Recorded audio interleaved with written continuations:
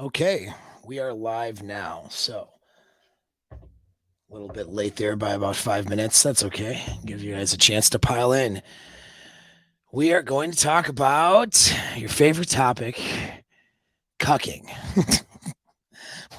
what, what is it? It's cucking season. I mean, cuffing season. Something, right? So it's just funny. All of this information I put out, this very actionable and good information that will help people completely change their whole life in terms of their mindset and in terms of their relationships. The biggest topic that gets the most views on my channel, that's mostly banned right now, shadow banned, is the damn cucking video. I'm just like, of course it's the cucking video. So, hell, we'll talk about some cucking for the holidays. But this is a question that came up in one of the comment sections from one of those other videos. And if you do a search on my channel for I only clicked, what's up, Mish?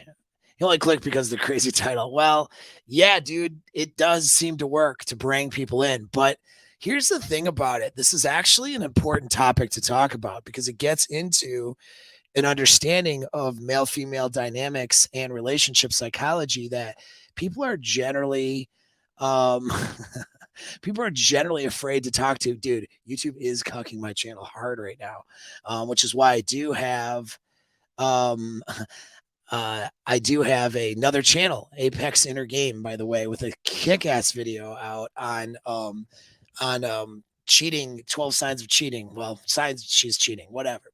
It's a good video. And so go over there and subscribe. I got to get to 1,000 so YouTube like will recognize me, that channel, as being a valid channel. But the video is doing really well. For a first posting of a video on a brand new channel, it's got like almost 1,600 views and really high watch time. People generally like it. So go over there and do that. But uh, I can't post your comments, Dacrum, because of the S word you used. But how does a guy not self-select knowing all this? Well, that's the thing, though. This is why people don't like talking about it, because it makes people very, very uncomfortable, myself included. Like, there's a discomfort when it comes to this topic. But you have to understand that cuck psychology plays a role in your relationship, whether you realize it or not. And so you have to understand that to a degree.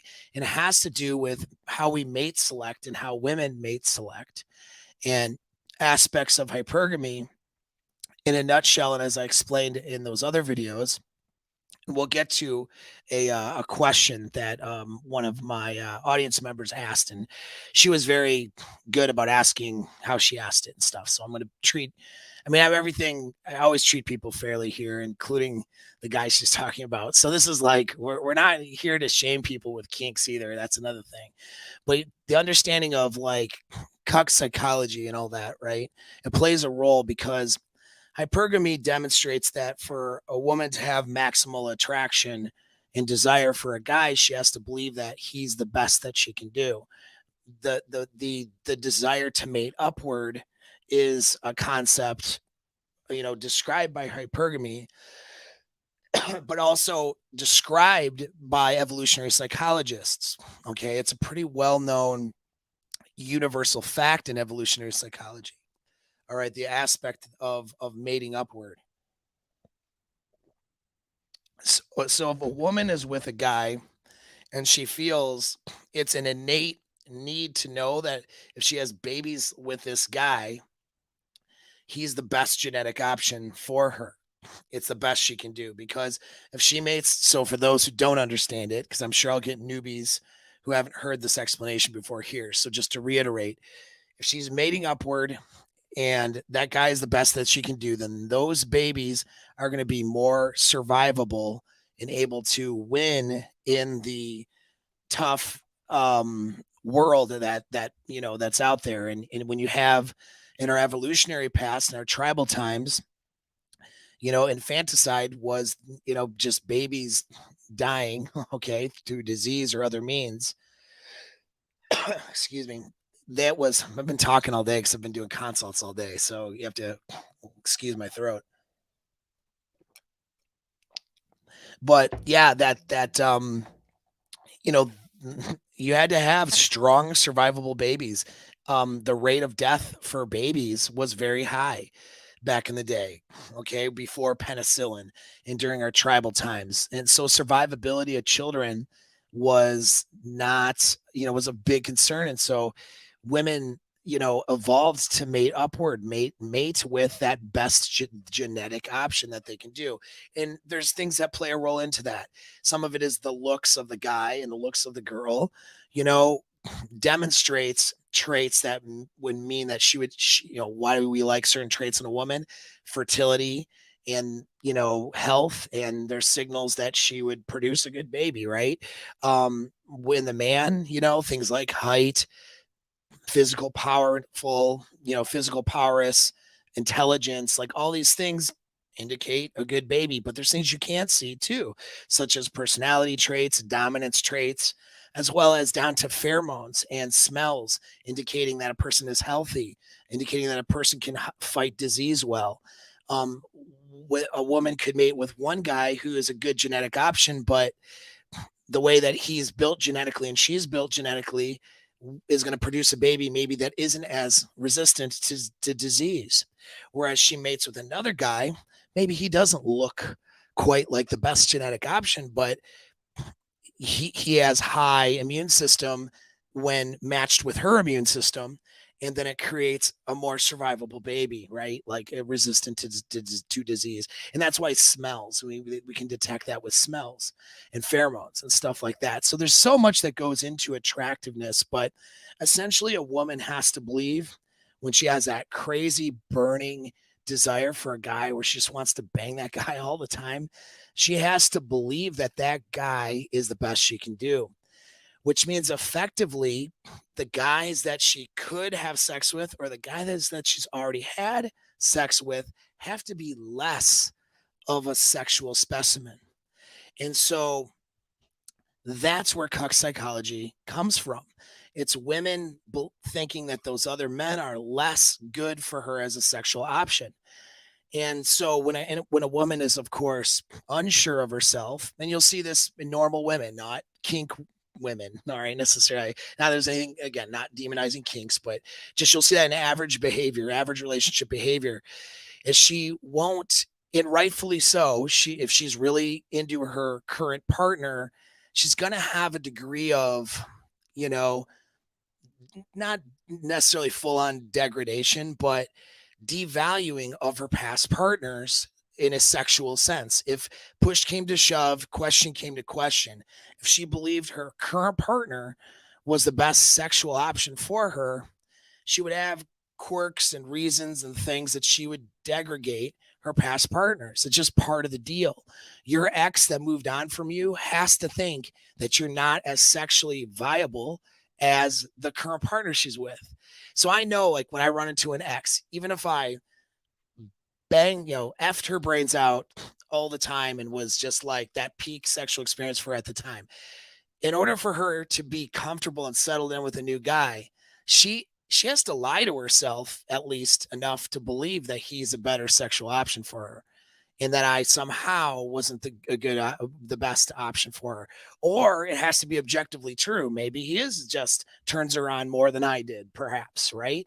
So sexual skill plays a role in this too, because in our evolutionary past, dudes weren't necessarily trying to up their skill. And it just goes, it explains, we look at evolutionary psych, it explains so much. Everything down to the way we orgasm. Like, why does a woman tend to take longer to orgasm? So she is hornier during ovulation. She's unsatisfied. Being sexually unsatisfied is a perpetual state for a lot of women, but that's an evolutionary reason for it. Because if she's sexually unsatisfied, then she'll seek more sex out during ovulation. Back in polyamorous tribal times, that meant partner switching. You know what I mean? Or repeatedly having sex with a same partner, which made her what? More likely to get pregnant, right? And so, but when she met a guy that really satisfied her desires, that she thought was her hypergamous best, she might be able to come with that guy in like a minute. You know what I mean? exceeding those other standards, so to speak. Why? Because she's so in desire for that guy that finally, when she gets that guy, that happens. Well, what is that orgasm? Because there's been a myth propagated that female orgasm has no evolutionary benefit or reason. That's absolute bullshit. Because when she has an orgasm, the chemical of oxytocin and those neurochemicals shuttle the sperm part of the ejaculate into the egg a lot faster. So who she orgasms with, she tends to create an environment inside of herself that that promotes pregnancy, whereas guys she did an orgasm with, that she's not promoting pregnancy quite so much inside of her body. So there's all of these little factors, but understanding cuck psychology, that's where it comes from. Women can be, to a degree, a little bit sadist or sadistic towards lesser partners that they've had. That's okay. There's no shaming here, just the way it is. And they don't mean to be, but she's got to be like, well, yeah, I mean, he was whatever, he's all right, but his dick was like this, or he just didn't do it for me, or like this. She has to take on that that mindset in order for her current partner. Do you know what I mean? It's in order for her current partner to accept, or for her to accept her current partner and be enthusiastic about her current partner. During the honeymoon phase, it's either that guy is the best or she hopes he can be. Usually, for most women in most relationships, it's a hope. There's some ex in the past that really did it for her. This guy's doing it for her pretty good. He checks a lot of boxes. It's not like it's bad sex, but a lot of times it's the hope that he'll exceed the bodies of past, the ghosts of sexual past that lurk in there, or potential, or exceed her standards enough where she's sexually satisfied to not want to seek out newer, different partners, right? And so these are all parts that play a part and show up in our psychology, in our desires, and our behavior. All right. Um, yes, I won't repeat this. But I can. But and so there's so much going on, and I could talk for hours on it. But we're going to get to the question. Let me promote the ghost of Dick Misspast. Let's see here if I can talk about cucking in general. But like, look, so here's a paper. I'll throw it in the chat. It's interesting because I've read, so much about this stuff. I'm not a works cited guy because most people literally don't care. And this has been, 20 plus years of work and research for me. But there's a good article right there that discusses, that discusses, you know, the article is titled, it's Evolutionary Psychology, The View from the Cuckold. All right. And they were also reviewing a book called Female Infidelity and Paternal Uncertainty, Evolutionary Perspectives on Male Anti-Cuckoldry Tactics. That is a book and paper out of Cambridge from a couple of evolutionary scientists. So this stuff isn't bullshit. Like, a lot of people think that when I talk about this stuff, I'm just pulling BS out of my butthole or something. My creatine and pre-workout laden butthole, and just puking it onto YouTube. And a lot of people will watch those previous cuck videos. Some people were offended by them because this is a tough topic, and they think I'm just pulling stuff out, trying to make people feel anxious or something. I'm really not. This stuff is all pretty well researched.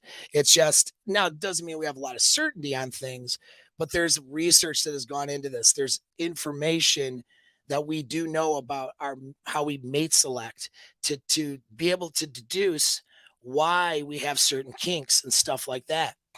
And ultimately why we choose partners and why we cheat. That's another thing, right? Why do we cheat? And so what cuckoldry is essentially, is dealing with what David Buss wrote a really good article on, mate switching, and we'll talk about where that plays here. And the mate switching theory, okay, it's guys who have eroticized the angst and the anxiety and the shame of the woman that they're with mate switching and going with a better genetic option. That's essentially what it is. And women having eroticized that as well. Okay, so that's what happens is it's an adaptive measure. So instead of a guy losing a potential mate and of course baby making opportunities to a more powerful alpha male or opponent, he can have her have sexual relations with that guy. Most of these guys she would not feel comfortable leaving a relationship for because she doesn't feel she could keep that guy, right? Again, we're talking hindbrain instincts here, not how she feels about him, the love she might have, and all of the, say convoluted, but complicated human emotions that play a role. We're talking at a baseline mammalian brain level. She's not net. The reason why women a lot of times don't cheat with a better genetic specimen and why their neurochemicals will gear them towards attachment to a current person is because though that may be a better genetic option, there's a higher risk. And so she doesn't want to take the risk because it's not just having the guy's babies, it's survivability of those babies. Well, in cock straight like kink cuckoldry, the guy has, instead of losing his partner to that better genetic option, that's the fear, the innate fear. He instead, you know, eroticizes and finds arousal in that her accepting that option. So it's kind of removing the cheating element. I don't recommend this as a pathway to men. I have a number of points on this, so many points on this. So, but it's there, and that's where it comes from. And for her, you have to understand, this where sadism and masochism comes from.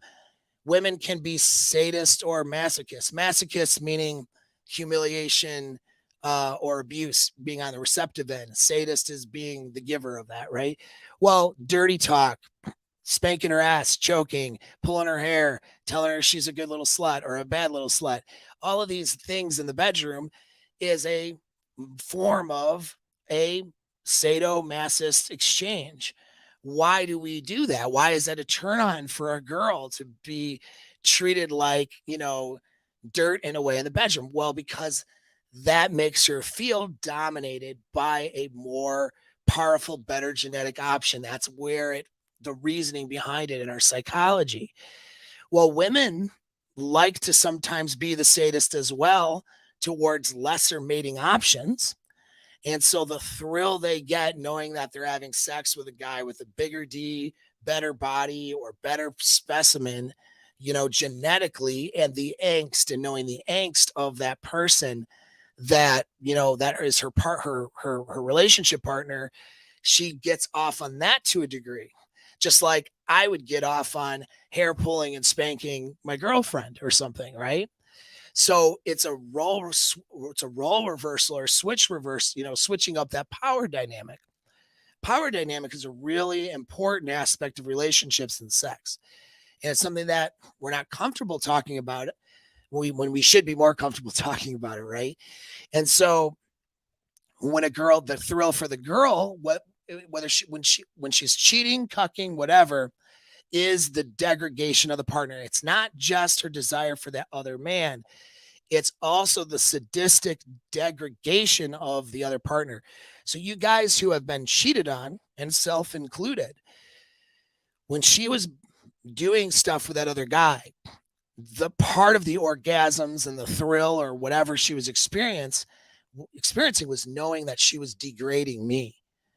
Then knowing that there's a degrading aspect to it. You know what I mean? That she is belittling my sexual value in this process. That is part of the thrill. That sadistic thrill plays into the orgasms and the sexual desire and thrill that she has for that other guy. That's why often in cheating, when she decides to pull the trigger after gone down the pathway towards cheating, usually there's a pathway that happens. It doesn't happen overnight, but once she moves down that cheating ladder and she gets to the decision point of sex with the other guy, it's usually done with a lot of urgency and a lot of urgent desire for that guy. And this can happen because that happens because of the sadistic aspect of it as well, knowing she's degrading you.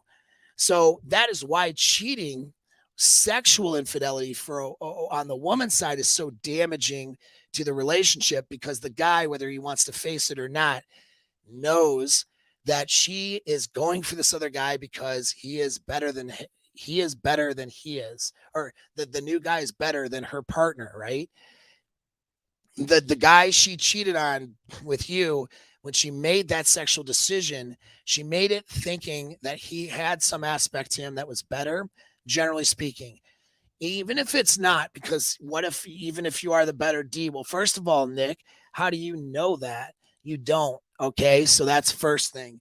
And that's a subjective thing too, right? Now you might know, but every guy wants to ego protect and tell them tell themselves that they're the better D. And that's why this is such a difficult discussion, because guys will ego protect on this topic like nobody's business. And it doesn't matter. You could be the better D, but maybe she doesn't think so. Now, there is an element of women cheating on the alpha, because, and she'll usually pick a guy who is like definitely clearly more of a beta, and it could be an exchange for emotions too, right? An emotional exchange. And that's the motivator, and that's the attraction, but it's still a sadistic element. She knows that that alpha male she's cheating on, like, let's say, look at revenge cheating, for example, where he did something to her, so now she's going to cheat on him for revenge. It's a big motivator for cheating. It's like 20% of women who cheat, particularly not men. It's like 25%, are doing it out of revenge. And so the revenge cheating, that is based in that sadistic thing, but not because the new guy is a better D. All right. It's because the new guy, she knows that he would be in, that alpha male would be upset, be in angst, be in angry, have a whole lot of psychological difficulty and pain for her trying to get off on some other guy. That sadistic element is what motivates that cheating. So speaking of which, we'll cut into a quick, commercial break. Then we'll get into my good friend and audience members. Not really my good friend, but it's somebody I had talked to on the comment section. But she seemed cool though, and we're gonna get into her question because it's a good one. But we're gonna get into a quick little break because I want you to see this. And you have an early enrollment right now, or pre-enrollment, and then the enrollment period will happen after Christmas where the price goes up, and then I'm closing enrollment. It's to cheat proof your relationship. It's a course and a live events in January. We'll have 4 live Zoom events where I can help you handle your questions and your problems related to cucking, related to cheating, related to mate switching, all that stuff. And also, more importantly, to help get your understanding and solve these issues, but also to get you to be able to set good, healthy boundaries and enforce those boundaries in a healthy way. That's the most important part. So that is a whole lot of communication models and behavioral things that you'll need to do in your relationships to have better relationships with people. All right. So you don't end up in a place where you don't want to be in. So that's what that course is about. And it's good. So I want you to do it. Infidelity, cheating, and jealousy. She's just as sexually active as she was when you first met her, but it's probably with. Let me hide that. Okay, let me try that again. All right, so I don't know if I did that right. Let me do this one more time. So I'm going to hit. So we'll break into it. Okay, here you go. Infidelity, cheating, and jealousy. She's just as sexually active as she was when you first met her, but it's probably with the other man. If she's a cheater, just get rid of her, right? But what if I had 100% proof that your wife, your girlfriend, or that little angel that you're going to ask out on a date are all cheaters? As high as 70% of people have cheated in the past. Statistics will vary, however, because people lie about it. At least half of who admitted to cheating also admit to lying about it to their current partners. Over 80% of women admit to fantasizing about another man.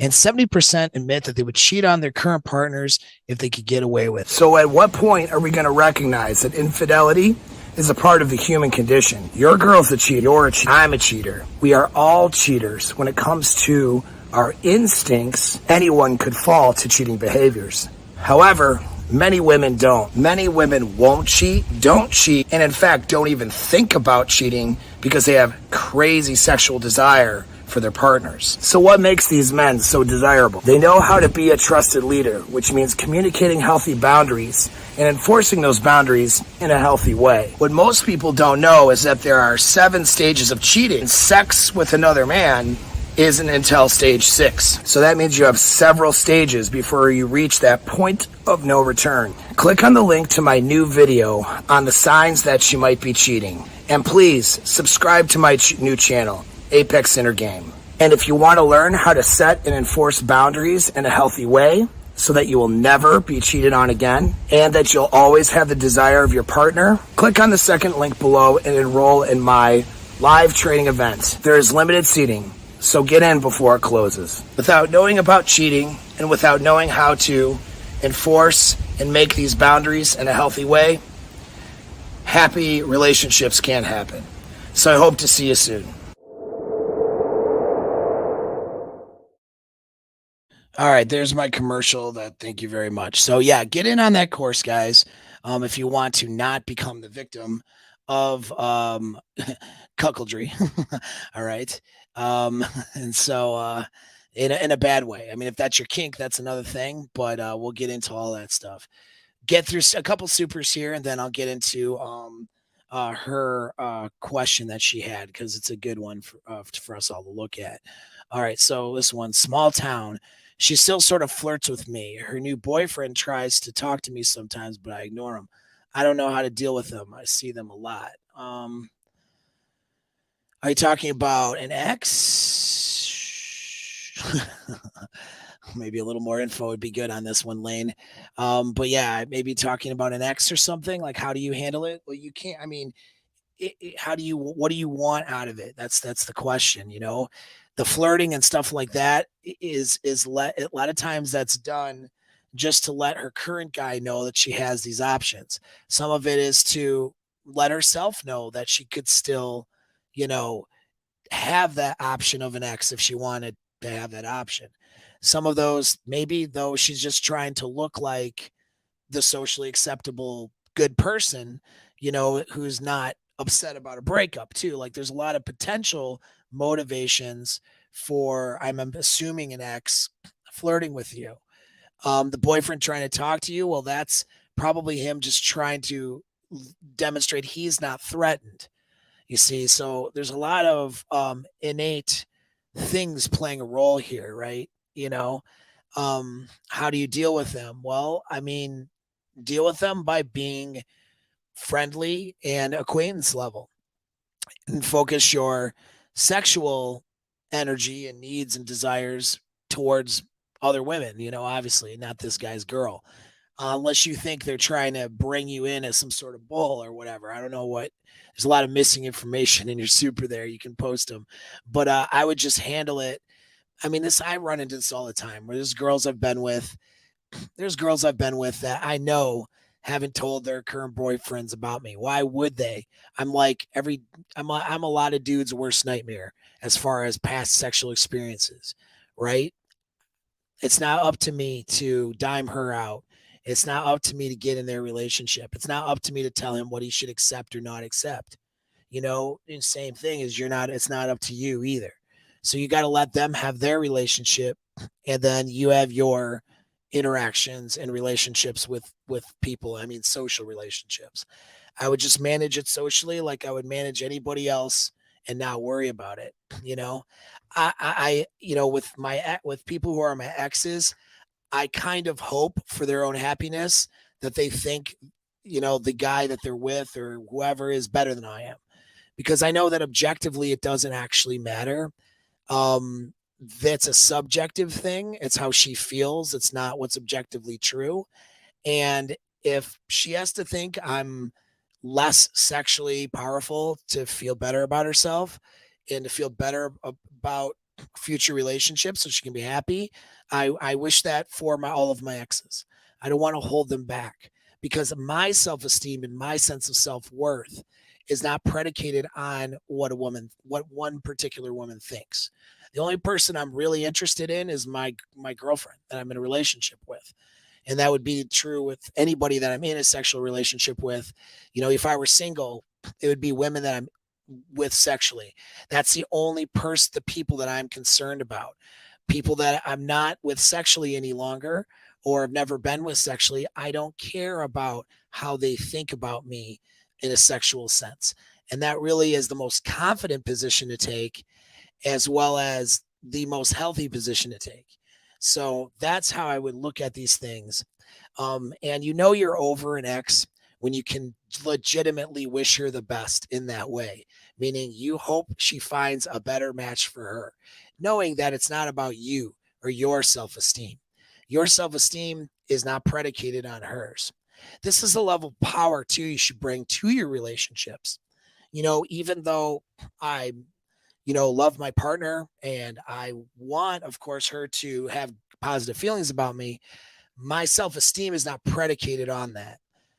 I have a lot of self-worth outside of one singular person's opinions, and I get a lot of results in what I do, to include sexually. So I'm not concerned if she were to all of a sudden take a crazy pill and decide to try to mate switch on me. I wouldn't be happy with that. Of course, I would go through a breakup, be sad, just like everybody else, but I would get over it. Okay. And I would move on because that would mean to me that she's not the person for me. Now, she's of no danger of doing that, which is great, right? That's why we have a great relationship. But that's how you need to approach these things, not to be hung up on someone's opinion who has decided to disregard or discard you. And that goes for men and for women, really. That's the best way to handle this stuff. But knowledge of these things will help you in the handling of it. This keeps you from qualifying to women and trying to look, I want my ex girlfriend who's with another dude now and we have no more relationship to think I'm hot stuff and I'm the best dick she's ever had and all that stuff. Why? You know what I mean? That's in a way that's quite that's it. Most guys, whether they admit it or not, that's how they operate and that's how they think. That's why they interact with their exes the way that they do. And, they just want to know that they could get her. They want to know, they want her validation because they stuck his little pee-pee in her. And so they want her validation now after the fact. And I'll tell you, that's a very, like, to use the terms alpha and beta here, that's a very beta or weak trait or quality, and it's also very unhealthy. So that's how you handle things. Why is Steve McQueen aiming at James Bond? I don't know, but they're going to fight each other, I guess. It would have been cool if Steve McQueen was in a Bond movie, though. That would have been sweet. So if you guys have questions, of course, ask them. Um, so here we go, right? I don't see how he could be a better D than me. It would have to be something subjective in her mind. I refuse to see myself as less than him. Well, what you need to do is refuse to give a shit about her opinion. That's what you need to do. So you're clearly hung up on this person. So you need to actually heal from that breakup more. That's my opinion here. Because if you're not with her and she's with another guy, bro, she's effectively cucked you, at least psychologically speaking. Now we're going to get into actual kink cuckoldry in a minute, but psychologically speaking, she's cucking you with that guy, or she's cucking him in a way, wishing she was with you. Either way, though, you need to have enough of sense of your self-worth to have a mindset and not irrational self-confidence like some narcissist, okay? But you work on yourself, your sexual market value, your value as a man, your value to the world, and you have enough sense of your self-worth to say, if this person discarded me, then they no longer get that part of me. I can be nice to them. I can even have a good platonic, friendship, if you want to call it a friendship. It's not the same because it's an ex, but you know what I mean? A good platonic thing with them when I run into them in town and all those sorts of things. But she doesn't get my need or want of her sexual validation anymore. That's a gift. If I'm with somebody, wanting her to want me sexually is a gift to that woman. All right. And she loses that when she decides to move on. And that's okay. It's not anything divisive against her. Just she doesn't get that part of me anymore. And it has to be that way if you're going to have healthy future relationships with other women, even casual ones, because you can't be hung up on somebody who's already disregarded you while you're with somebody else and then be able to have your entire desire and focus with that person. Even in casual dating, if I'm with somebody as a casual partner, I want to give them as much as I can in terms of my sexual and romantic attention for that duration of time I'm with them. I don't want to be split thinking about some chick who did disregarded me. So the fact that you would even say that, bro, tells me that you are still a bit hung up on that relationship. You wouldn't even have that question or care if you weren't. My recommendation to you is, well, shoot me a DM or a message if you're game for like a year long thing with me, because we'll next level all your shit there. Okay, it's more of a commitment, a little bit more expensive, but it's a lot more fun, and you'll never have these issues again. Okay, but if that's a little bit beyond the price point range, or even beyond your time that you're wanting to spend, at least get the Alpha Mindset course. That's a lot of value for the amount I'm charging for the course. It's on my website, so just go to apexmindset.net. Because that's 52 modules. I'm actually going to add to it and do a summit next month. All right, where we'll do some Zoom calls. So if you buy the course now, you'll get the summit for like just the Zoom calls you'll pay for. You won't pay for the course again, and you can have and keep that course for the rest of your life. And all it is things to do to work on your inner game and your mindset. That's what is going to help you, like with all this shit. So that's where I'm at with you on this. So hopefully that makes sense. Let's see, what do we got here? Another super chat. Liberal men have wives who have boyfriends. They do. They do. Eroticizing cuckoldry is something that is going to be more of a commonplace. This is why you're actually seeing more research done in psychology now on this. This is a consequence of more of a gynocentric or feminist narrative that's now into our culture. I'm not making a judgment by saying that. I'm making an observation. So by having more of a femme strong narrative where women are needed to be propped up as being stronger in all ways and more dominant in a power exchange than males, with a more dominant female power exchange, what you're going to get is a woman eroticizing the sadist part of it instead of the man eroticizing the sadist part in a man dominated situation, and her feeling more sexually aroused by being masticated a little bit. It switches now. Okay. And that's where guys are trying to really take those intense negative feelings and make those into more or less erotic feelings. And we're going to get into that here with the explanation. So I'll read the comment. She is in the chat right now and watching. You are welcome to chime in, ask questions, do whatever. I'm keeping you anonymous if you want that, because I don't know what you want there. Okay.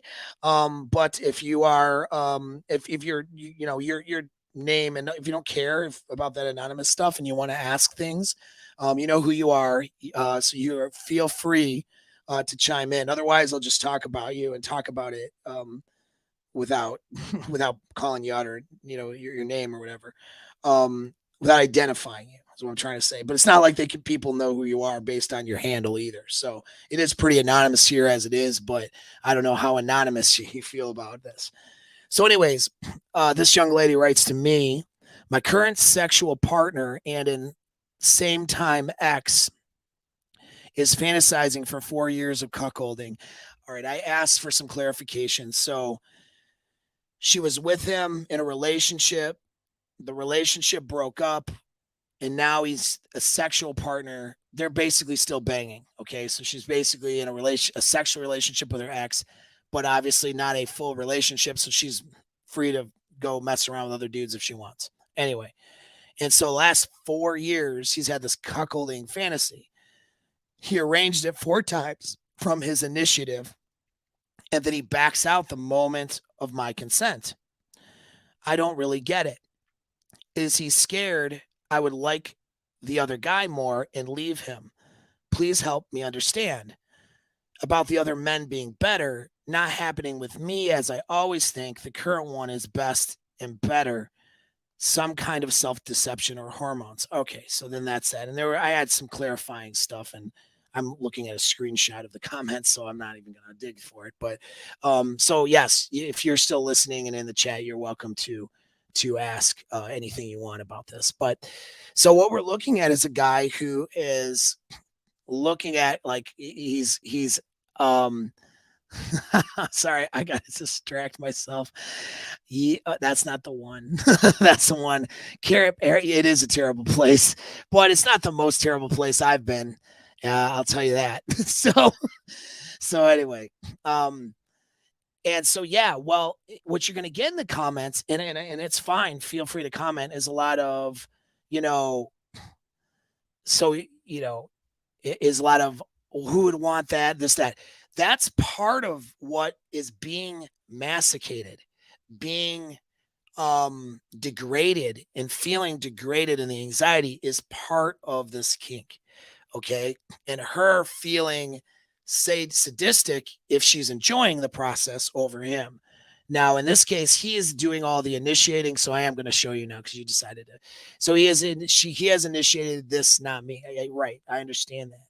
And then in further conversations we had, he had some insecurity about his own size. That usually plays a role.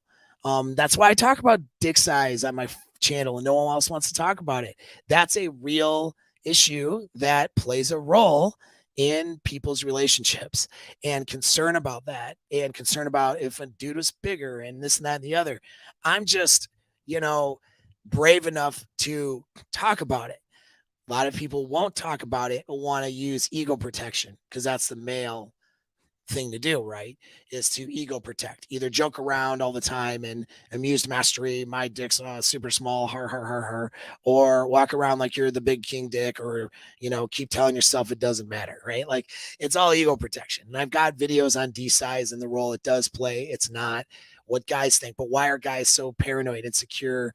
And I say insecure, meaning it, is that why is that? And so yeah, I don't understand why he backs off when I finally say okay, but maybe he knows that I only consent for him. So and so yeah, and so we got opinions. Well, right, we're not going to shame anybody, but yeah, that to me it's sick too. Like I would never want my chick to bang another dude and cuck me like that. It would be over with.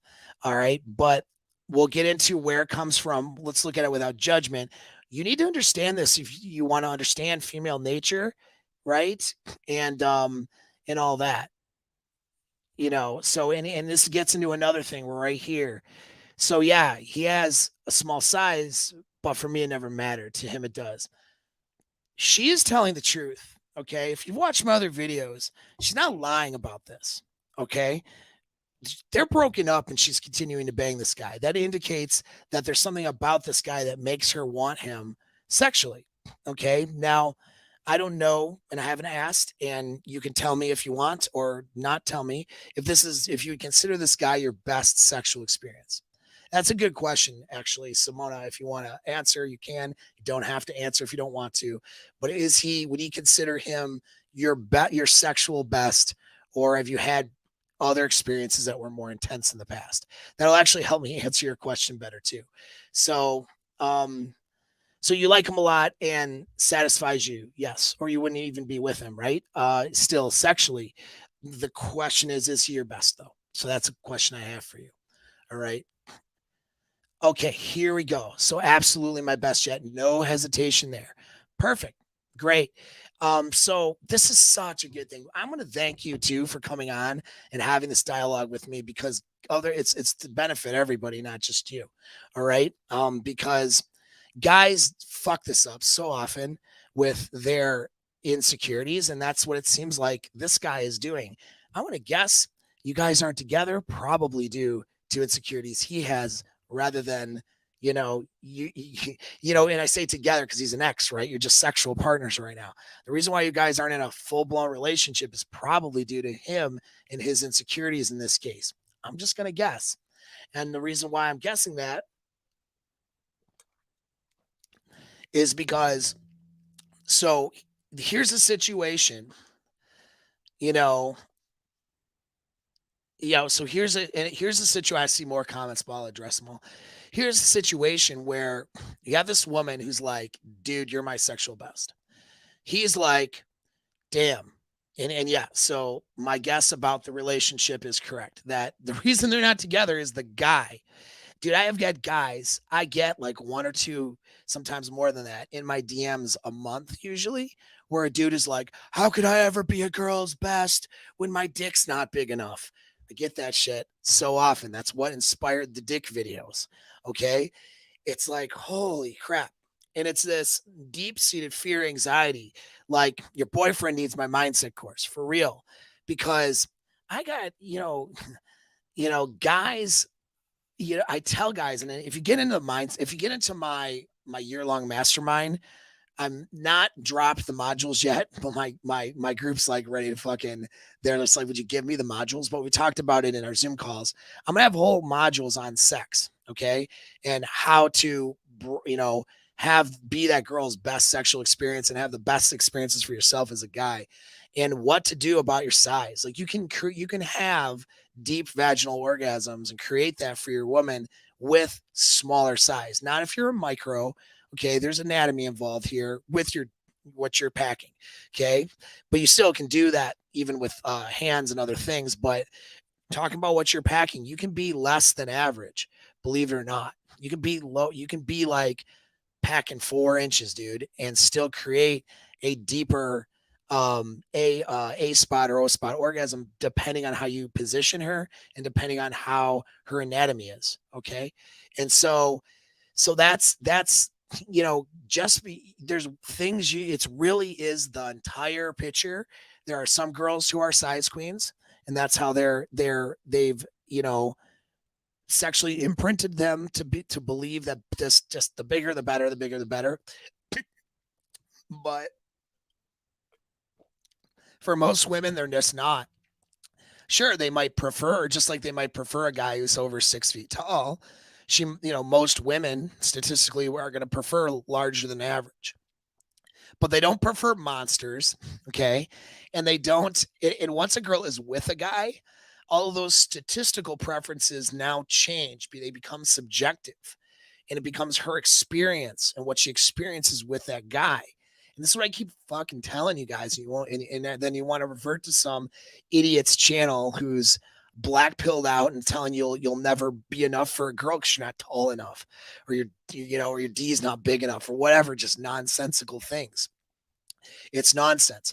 So here we have a situation where a girl is telling a dude, you're my best, wants to be with a dude. His insecurities are why they're not together.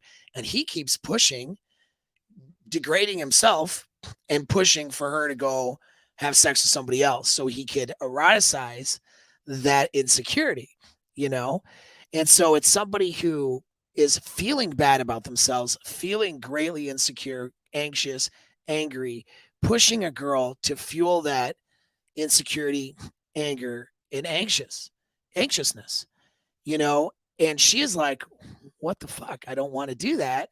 I just want, this is the guy that I see as, and then it's confusing because I will tell you this, whatever subjective mental framework Simona has here to see this guy as the best, if she goes out and does this and gets absolutely dominated sexually by another guy, those feelings will change. She won't think that anymore. You won't think that anymore. You know what I mean? If you find a guy that is doing it better for you sexually and has it's just natural, you're going to see that guy is better, and that will change your mental framework about this guy. And so this guy is literally pushing his chick into degrading him and eventually leaving him. It's such a pathological level of insecurity. All right. And so And there's a lot of comments in the chats here that are going, and that's good. You guys continue those discussions while I talk. But it becomes pathological. So first thing I'll say, here is a myth that gets promoted by not psychologists, but more the sexual kink community, which is that like a guy who wants to be cucked, that's just in his DNA or in his makeup. Like that's not, he can be conditioned into that. It's approached almost like a person can't be conditioned to be like homosexual, for example. And that's compared to that. Sexual preference and desire in a power dynamic are two separate issues. That's not backed by any psychological research. That common idea, and it's just because the kink community doesn't want to, challenge somebody's kinks, and that's fine. They don't have to do that. It's not their job. Okay. So and and it's so it's like what you have here, you can go down a pathological or destructive pathway in what you're eroticizing based on your mindset, based on these primal drives. And this is what you're seeing here. And some of you guys do this. A lot of you guys watching me do this. You may not want your girl to go cuck you and trying to set that up. That might not be what you do, but you're so in angst about the idea that somebody else is better than you that it fucks up your relationship. So let's break down now motivations, okay, with this and where they lie.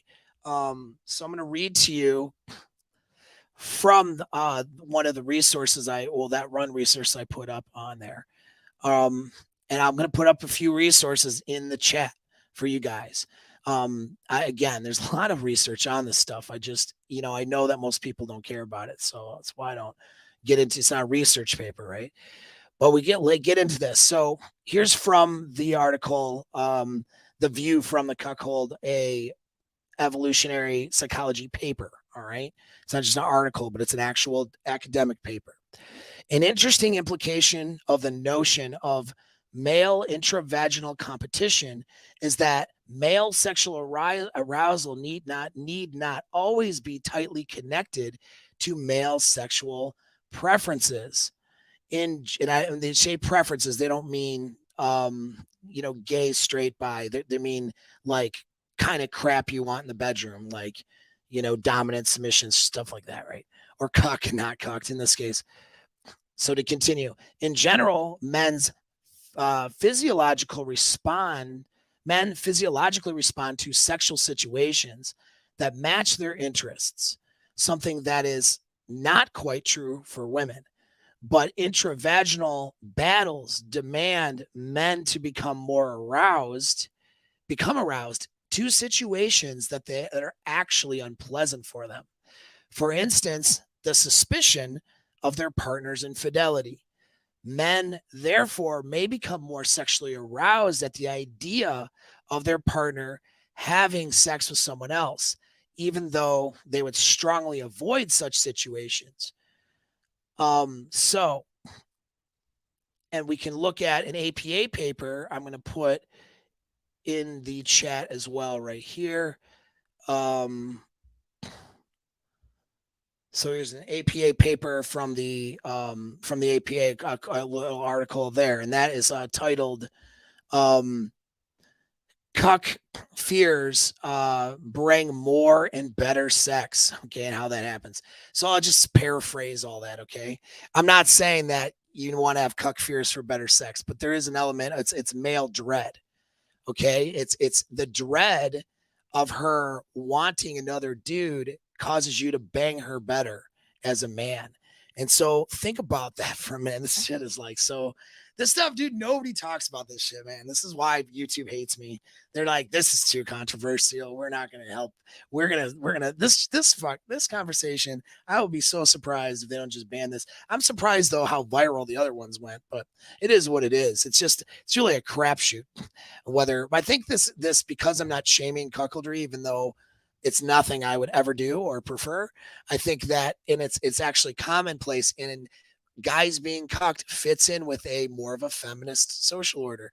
And I think because of that, and that's the political leanings of the censorship criteria for YouTube, I think that's why, for example, these videos that I do have gone viral, all of them, and I've gotten, over 100,000, views on them on a channel that's basically Shadow Man, is that they don't suppress this conversation.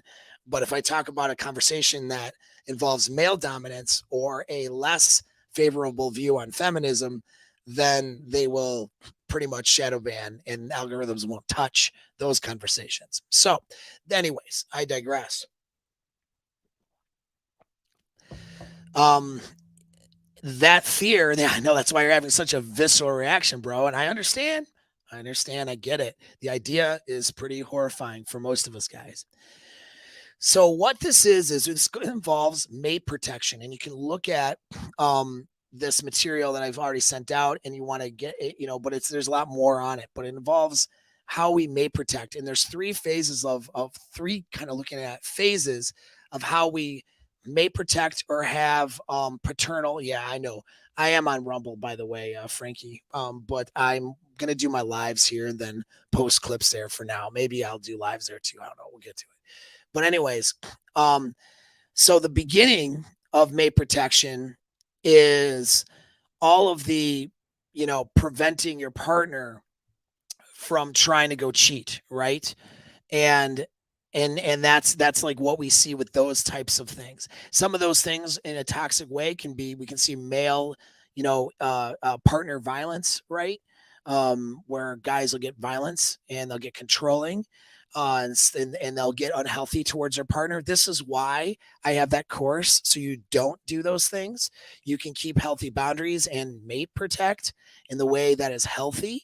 Okay, because there's a level of, the other side of it is when a guy is mate protecting to a degree, women feel claimed, can feel good. There's a lot of women circumstantially can feel, they want to know that their guy gives a crap if she would just run off on him. She wants to know that he would be not want him to do that. You know what I mean? But that can get into controlling and really abusive behaviors, right? As I'm sure, partner abuse was less controlled in our evolutionary times. And so there's the mate protecting behaviors that we know of during, pre sex, right? Or um, before there's a thought of her having actually had sex with someone. And then there is mate protecting behaviors in the act of sex, and where there's a belief that she may have cheated or she may have cucked you.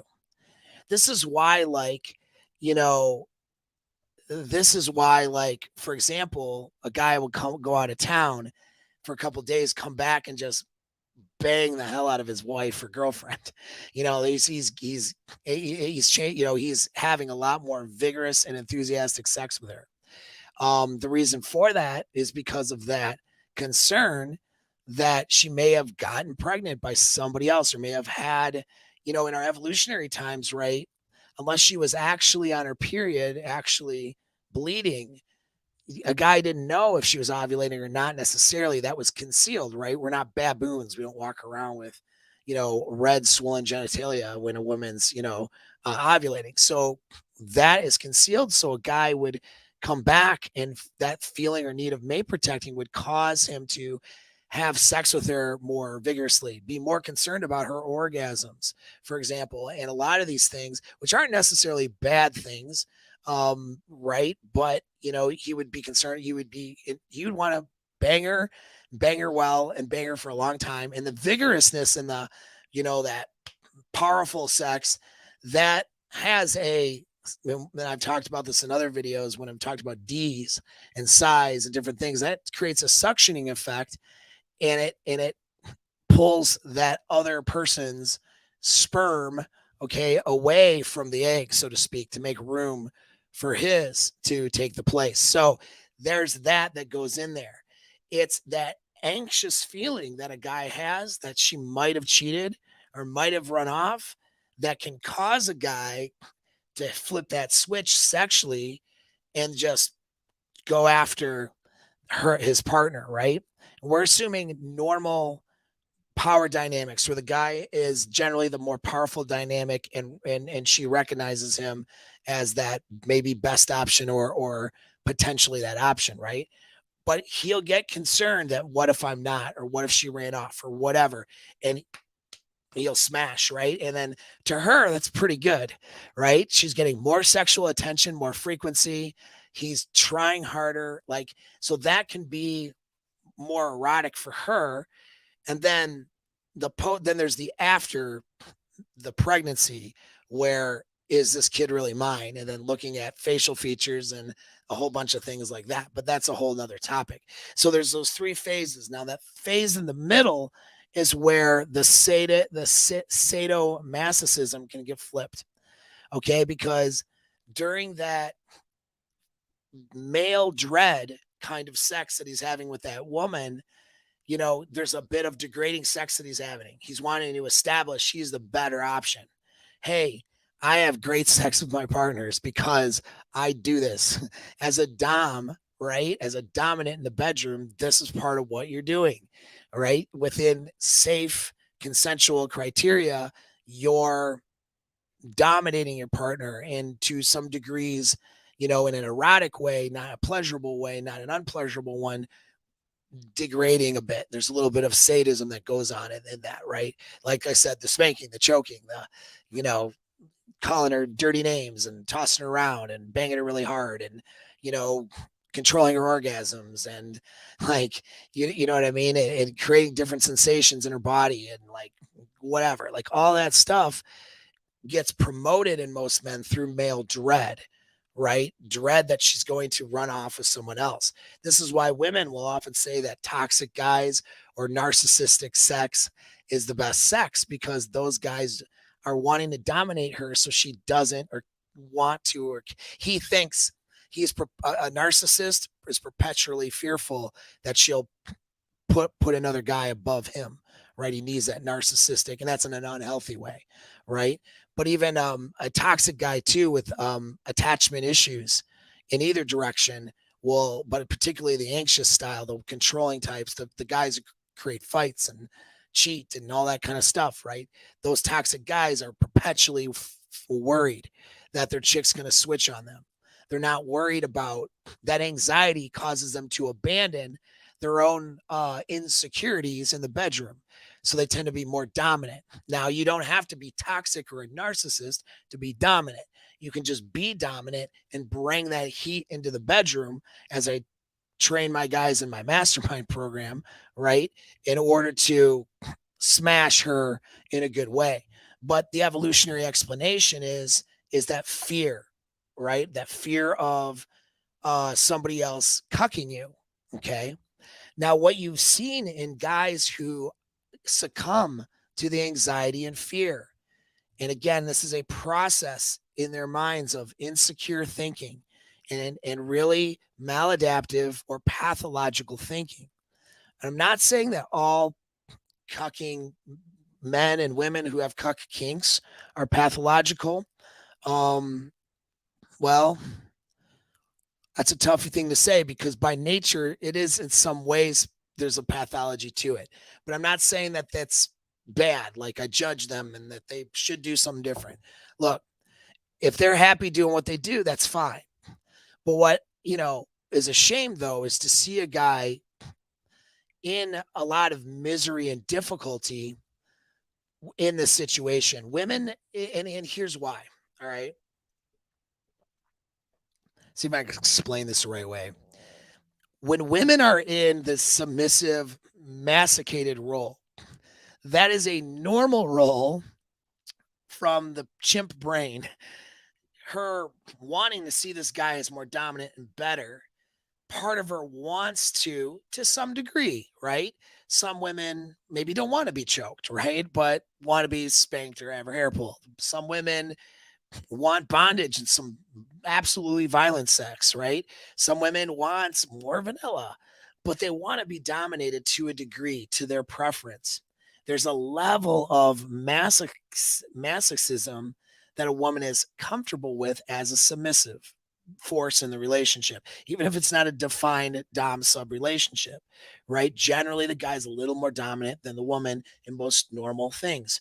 And what we'll say common. I hate the word normal because I'm not demonizing anyone, but common situations.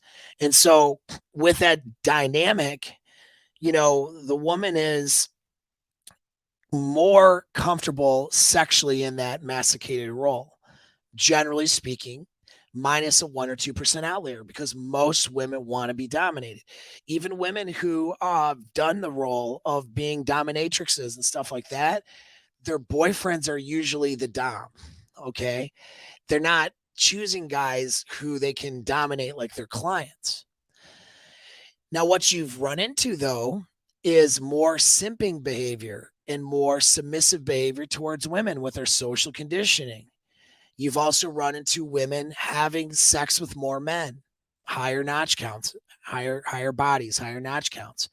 Women being more sexually, we could say liberated or whatever you want to mean, we want to call it, but more, sexually experienced, more sexually open. All of these things creates more insecurity and dread in most men. And so most men, because of that dread and insecurity, they do not believe that they can be their partner's sexual best. So they get to a point where they abandon that idea, and then they eroticize the discomfort that they feel being the weaker, lesser option.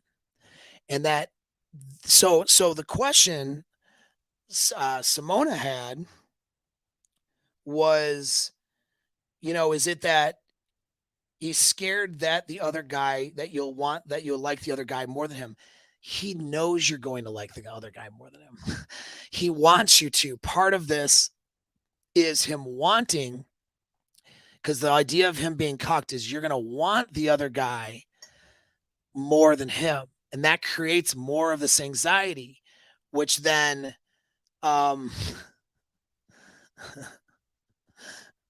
is this the actual Aaron Cleary?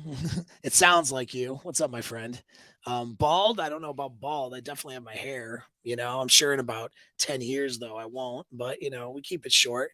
We keep it real over here. But I just wear my hats because I look cool in it. But anyway, yeah. The yeah, where was I at before Aaron Cleary or Aaron Cleary fake account, whichever it is, interrupted me. Um, so what happens is these guys, because of their anxiety and their feelings of inadequacy and lack of sexual access, it all comes down to sexual access, right? He doesn't believe he can continue to have this guy doesn't believe he can continue to have access to Simona, right? Sexually, and that she's going to be satisfied with him. He just doesn't believe it no matter what she tells him. And so he has then gotten into eroticizing, and all of the anxiety and toxic feelings he feels is part of this eroticization, right? You know what I mean? And so, yeah, or just like infantry cut, bro. And she's agreeing with me on that. I'll look back into some of these other comments because I'm, not reading all of them. But and so he's turned into this toxic partner who's eroticized all of this anxiety, talking about how small as he is, he can't possibly satisfy her, all this stuff.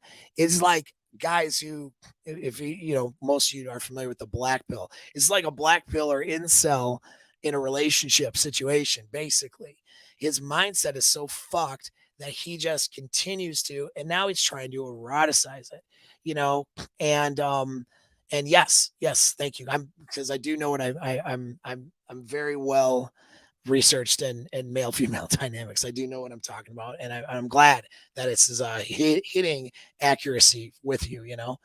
And so he actually, there's part of him that wants Simona to not enjoy sex with the other guy, and he's going to sort of see it and then feel better about himself, but then that won't really solve his innate belief that he is lesser guy, and create that anxiety for him, and the erotic feeling that he wants to feel from being masticated. So she could pretend like she's not enjoying sex with this guy. But here's the thing, sex is like pizza. It's enjoyable. And so if she's going to sit there and act like a rape victim, that's not going to work for this fantasy. If she's going to sit there and enjoy it even a little bit, that even though this partner that got picked, let's say he's not as good sexually as Simona's boyfriend, that guy, Simona's boyfriend, will still magnify everything in his head to believe that he's the sexually inadequate person.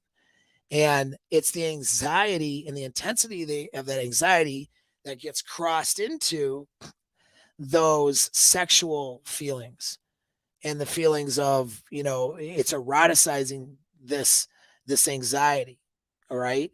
And so thank you. Thank you. I appreciate you. And so that's what we're dealing with here. And this just goes to kind of point to why working on your inner game and your mental health is so damn important, because he should be having a functional relationship with, his girlfriend that, he's obviously attracted to, and she's attracted to him. But this kink, and it wasn't a kink that he started with, it's a process. It's not like he was born wanting to be, you know, wanting to be cuckolded, right? It's that, you know, what is this one here? So, right. So, okay. So now we're getting to some origins here. So he was married to a woman who cucked. So this is how this shit starts, right? And, and so that's how, so, because what she's saying is she was with somebody who did this. So here's how this goes, right? She's with somebody. He's with a partner in the past, married this bitch, right? She cheats on him, cucks him, all right? Whether he pushed it or not, she does that, right? She goes out. She then tells him he's not good enough, humiliates him. Maybe not says it, maybe just demonstrates it by cheating. How she handles, and women will do this. When women cheat, there's a sadistic element to it for a lot of them. And they will, and see, yeah, so it was not consensual cheating. They divorced, since she cheated. Is that my understanding, right? It was not consensual, right? And so she went off. She cheated. She went off on him and then degraded him, not only through the process of that, but her treatment towards him, treated him like he was sexually not viable. Instead of healing from that trauma, all right? And this is why I work with guys on their inner game and their mindset before anything else. When a guy does a year-long program with me, it's to work on that as a foundation, because he gets into this spiraling of can't be good enough. Nobody, it's like somebody with an eating disorder or body dysmorphia. You're really skinny. You need to stop losing weight. They look in the mirror. Everything about their perception says that they need to lose weight. Or a guy about, maybe someone's body dysmorphia in bodybuilding. They think they're small and they have to continue to try to gain size, get bigger, and they're frantically trying to do that. And people are like, dude, you're huge. And he's like, no, I'm not big enough. I have to do something unhealthy. You know, these things happen because when our minds and our perceptions, we can lie to ourselves perceptually. And so this guy went down a pathway to lying himself. He is so fucked up and toxic, right? And this is what I mean. It's like, if either be in a comfortable relationship with a female dom that feels comfortable cucking you, and then live your life. If that's somebody, I'm not trying to tell them not to live their life. I'm not kink shaming, but it's not about that shit, right? Everyone wants to throw the word shame around or whatever, like to prevent us from talking about the real issue. The real issue is that there's a psychological framework that led down this road. You know what I mean?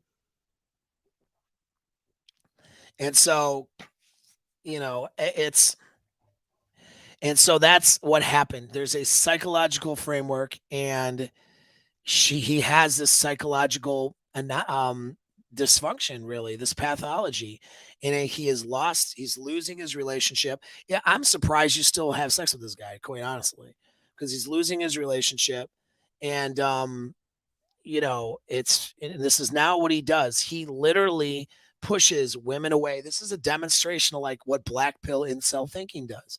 He literally pushes women away and healthy relationships away by assuming he is sexually inadequate, and to the point where he's pushing the other girl to have sex with somebody that he would deem as more powerful, so then he can further eroticize his feelings of anxiety, angst, and also probably resentment too, because he'll resent. I mean, how much resentment has he demonstrated to you for his inadequacy?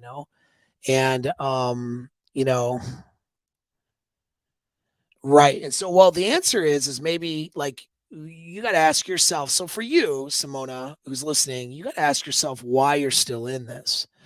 If you're not having a sadistic desire, and I'm not saying that judgmentally, to be in a relationship where you're a dom banging other dudes and humiliating your partner, if that's not your idea of what you want, then why are you still with this guy?